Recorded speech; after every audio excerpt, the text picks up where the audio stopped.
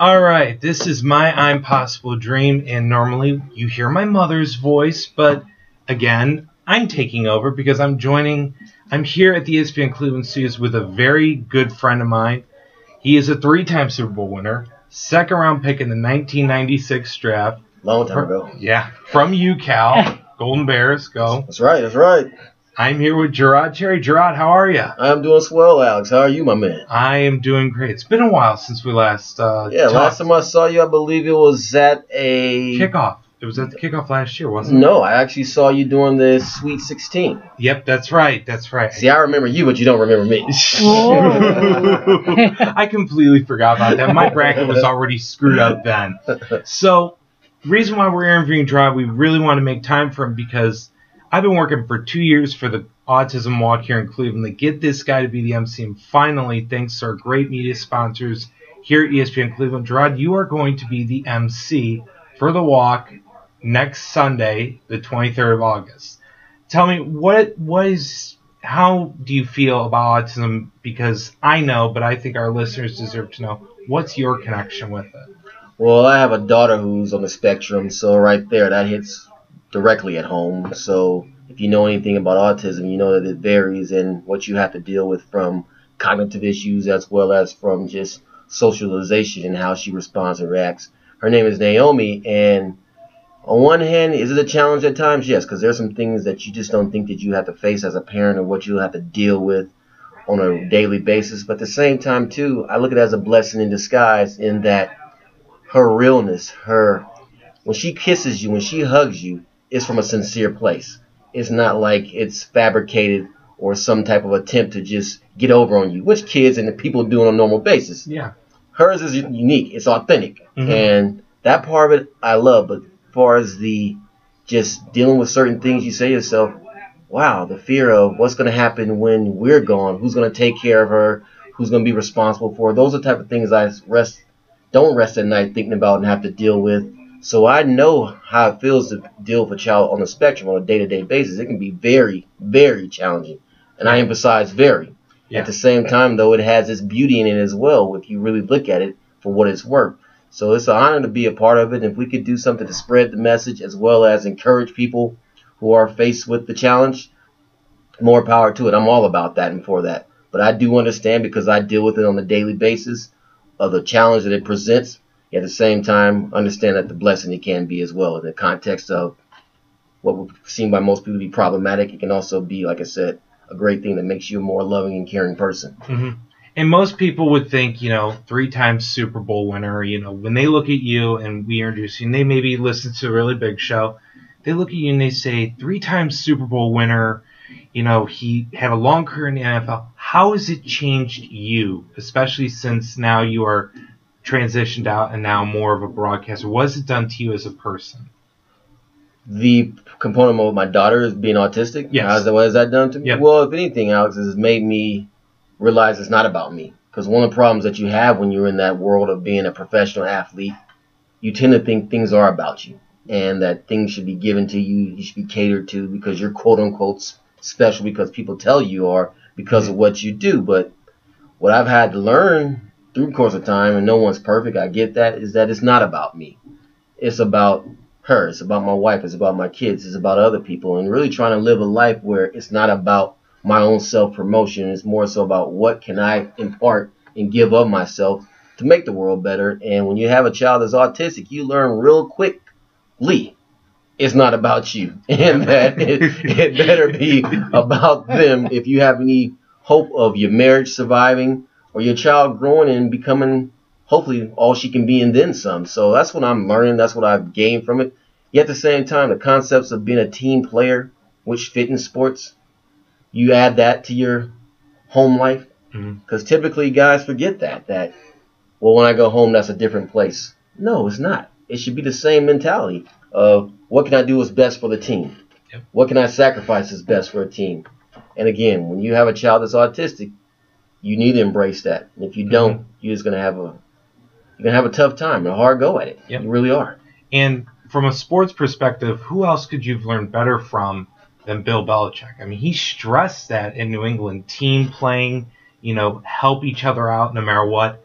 and he sort of somehow, and we're going to transition this into more of the sports talk part, but he sort of makes it so that you hide your weaknesses and he makes you show your strengths more than anything else, because look at what he's done with a lot of their players. You know, a lot of these players may be unheard of. Let's say Brandon LaFell last year, 3rd round pick, really hadn't done anything. Comes to New England, what does he do? He has a career year. Right. Is that sort of like how, is it a little bit easier coming from a coach who basically taught you team playing at such a high level? Did that help you at all? Oh, it certainly does when you think about it and you have the ability to take information from one workplace and bring it to your home life or to another job. The same thing applies here, being a broadcaster. Yep. How can I be the best team player and not be individualistic in my mindset? But what can I do to make the team better? What can I do to make the firm better, the company better? Mm-hmm.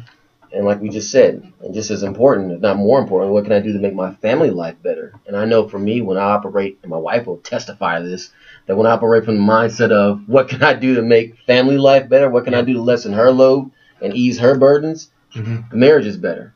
And one of the things that I find really troubling and alarming is that with families that are autistic and someone in the family is autistic, is that the divorce rate is even greater than the national rate.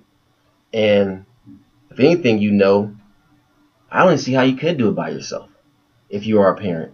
I mean, it's hard enough when it's two involved. So just imagine having to deal with that on a one-on-one basis. But if you're not working with the mindset of team, okay, what can I do to help out right here? What can she do to help out right here? Then you are operating as an individual. And I get why people just go their separate ways. It shouldn't be that way. Because, again, we talk about it takes a village to raise a family. It definitely should take a couple. And then people do it without that, without being married still. More power to them. But if we could do more things to help those families out who are wrestling with marriage issues because of what autism has done to their relationship, I like to also see more of that take place as well, because I don't see that element being served as well. Yep.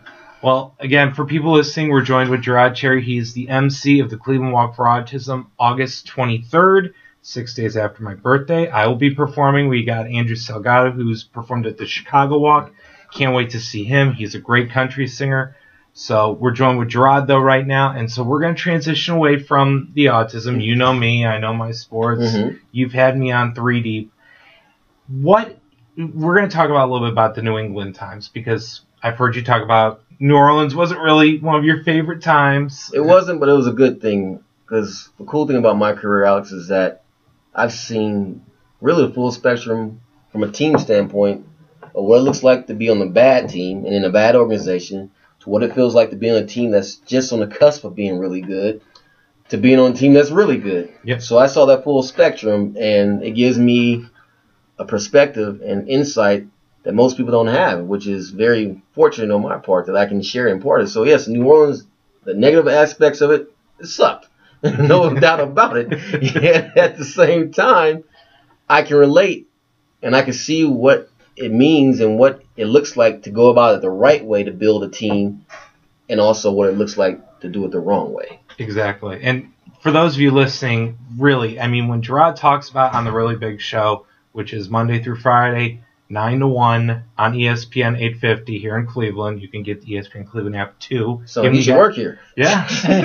Hey, you want to know what? I'm trying to show you guys I can. But anyways, with all that, you bring great insight because of that wide spectrum, that you understand that most fans sometimes either A, don't understand, or B, refuse to understand. So going back to the New England times, what was the one thing in New England that really stuck out that showed how great of an organization it was? Really the whole idea that if you are concentrating on being the best at what you're called to do and putting the team first and really embracing that mantra and that motto, what that represents and the power of it. Because you play a team sport. A collection of a bunch of individuals aren't going to beat anybody. But the guys that are called together on one accord, have the same vision, have the same mindset, share the same passion, and willing to pay that price. If you have that in a team atmosphere, something that calls for that type of camaraderie and workmanship, you can accomplish amazing things. And we totally did that. If anything, we shortchanged ourselves. We probably should have won 4 in a row. But the problem is that after the first Super Bowl victory, you start off the season 4-0. Guys start reading the press clippings, rest on their laurels, and we had like a 4 or 5 game losing streak. Recovered, but it was too late. Just missed the playoffs because the Browns, we were both at the same record, and the Browns ended up going to playoffs as opposed to us. I do firmly believe and know for a fact, had we gotten in the playoffs, and obviously it's my own view, this is hypothetically speaking, I'm convinced we would have won again. Because we went on to win following the next 2 years. Yep.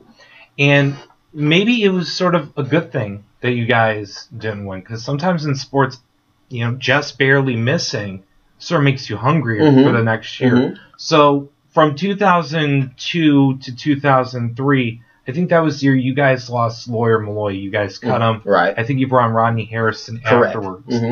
What was the feeling like going into that year? Because Lawyer Malloy was such a huge captain of that team. You cut him, and yes, you have one of the best safeties in Rodney Harrison, but what was it like going into that year? Well, not only did Bill cut him, and the team that picked him up was the team that we were playing the first week of that season, the Buffalo Bills. Yeah. So that was interesting enough to say the least. And on top of that, I mean, guys were shell-shocked. And you have to be a professional, and you have to block those things out. And the funny thing about it was that Lawyer was a good friend of mine. We hung out all the time. Matter of fact, Lawyer is really the reason how I met my wife. So hanging out with him, he's one of my favorite safeties. Yeah, so hanging out with him, I ended up meeting my future wife. So I gotta give him a lot of props and everything else that entails that. But it was tough, and on top of that, before the game started, Lawyer actually walked into our locker room, which was even crazier. And I think that really threw guys off, because guys like, he's a part of this team. We're a family. But Bill, doing what Bill does, felt that Lawyer was overpaid and that he needed to make a statement and bring some fresh blood into the locker room. And obviously it paid off. That gamble paid off, because Rodney was an excellent replacement for Lawyer. It didn't look like that the initial game because Buffalo beat our heads in. They had Drew Bledsoe, I think, still at that time. And they had Drew. And matter of fact, Drew called Lawyer, and I was actually at Lawyer's house when Drew called him. And it was like, hey, man, why don't you come play for us? And there you have it. That's some deep stuff right there. Yeah, it's crazy, man. Out of all those Super Bowl wins, which one is probably the most memorable to you? The first one. I will always say the first one. The first one was because we weren't supposed to. Yeah. We didn't stand a chance in the game. The Rams were supposed to. I picked you. Thank you. There was just something about that team. I was like, I wasn't going to call the team a destiny, but I was like, there's something. It has it. And you talk about that. They have the dog in them. There is an it factor in the NFL. You guys had it. And I just didn't see in the Rams. Yeah, well, the Rams were a quality, really good football team. I won't disregard that by any stretch of imagination. Their issue and problem is that they assumed, because of all the press and all the hype, that they won a game by just simply gracing us with their presence. Yeah. And that was their issue. And one of the things that they didn't realize is that when we played them the first time during the course of the season, I'm gonna bring that up. We walked away from that game like, if that's the best team in the league and we didn't even play our A game, we should have beat them. So we already had that in the regular season. In America's Game of the documentary, I remember, I think it was Malloy who was actually interviewed. He said those exact words you guys were thinking during that time period. So in hindsight, no wonder why you guys won. You're like, we're that much better. Exactly. So we'll get away from we know you're a busy guy. Today's the first Browns preseason game. I'm actually going because I want to see Johnny live. I want to see all the other guys and sort of evaluate. Two more questions. One, what would be the one thing that, if you could tell the Browns players one thing right now, what would it be? Great question, Alex. And what I would tell them is pay the price. And what I mean by that is a general statement, but when you're out there on the practice field, lose yourself, empty yourself, don't save anything. And when you're on that football field, pay the price. Give your all. Preseason, regular season, because that's what it's going to require. If you're going to change around what's been taking place here since the return, you've had one playoff appearance since '99. Obviously, a lot of guys aren't paying the price. And also part of that paying the price includes being sacrificial, putting your teammate ahead of yourself. and really buy into the team concept, that's hard to do. Very hard to do. Everybody wants to be the focal point and the face of the organization, but everyone cannot be. And what you hope is that the guy who is that guy has the mentality of it's not about me, but it's about these guys around me. Yep. And if they could do that and just make it a day-to-day commitment to pay that price and to sacrifice themselves and understand that it's an honor to play this sport and to be paid in the way in which you paid and get all the accolades and everything else that comes along with that and really embrace that, don't take it for granted. Because I see now that too many guys take it for granted. And if they could do that, I know that's probably more than one thing that you asked me to give, but that's what I would share with them. Okay. And now we're going to end this with sort of a funny question to me, but maybe a little bit of a difficult question for you. We're going to flash back to 1999, the Browns versus the Saints. You were in the secondary for the Saints as Tim Couch threw a Hail Mary to Kevin Johnson. I was 10 years old. I remember where I was eating. I remember where I was too. I just remember I was in a bar with a bunch of guys, and I'm this 10-year-old kid. We score the touchdown. I'm running around the restaurant saying, Browns win, Browns win, Browns win. What happened that allowed that Hail Mary? Well, the sad part about Alex is that because I appear in the plain dealer front page of the sports section, everyone says it's my fault. Yeah, I'm not saying it is. I'm not saying it is. I'm not saying you are either, but that's what happens when you're in a picture and everything just gets attributed to you. But what took place was that the guy that was supposed to knock the ball down went for the interception. His name was Tyrone Drakeford. He made the wrong play, and because of that, again, we talk about being selfish as opposed to being a team player. He's more concerned about getting an interception as opposed to pass breakup. The smart thing to do is pass breakup in that situation. Just incomplete. There's no need. But if you're worried about stats and you're worried about incentives and if you're worried about things of that nature, that's what you do. That's what bad teams do. That's what bad teams simply do. Guys are more focused on their own goals and their own situation and what they want to achieve as opposed to actually doing what's best for the team. So that should have been a routine, knock the ball down, but he didn't go about it the right way. And because I was Johnny on the spot, it looks like it's my fault. And it's just funny to me that here I am working in Cleveland, and it's from a historical standpoint, I played on a team that was opposite of the Browns. You got your first win since coming back. So I guess it's historical. Yeah, it to is. say the least. I just wanted to know what happened. So. Just a bad play on the poor execution on the part of the secondary. You told the break to knock the ball down. Do not go for the pick. Do not go for the pick. I mean, a coach cannot say it more and more over and over enough. Yeah. Do not go for the pick. But we had a situation where he was going for the pick. And again, by being demonstrative and expressive and upset at the fact that we lost, I ended up in a plain dealer and blamed for it. Well, don't worry. Here in Cleveland, you're a hero for it because we got our first win, and now you get to cover the Browns. Exactly. And you're having a great time here. Well, Jerod, I want to thank you for taking the time out on a busy day like today, just for a few minutes of your time. Really enjoyed it. Hopefully we can interview at some point in the future, but go Browns. Exactly. Go Browns. And we'll see you on the 23rd. Yes. August 23rd, the Walk for Autism here in Cleveland. Be there. Jerod's the MC. I'm performing. We've got a great lineup, great stuff to do, so be there. And we are done. So we will talk to you next time, you guys. Later.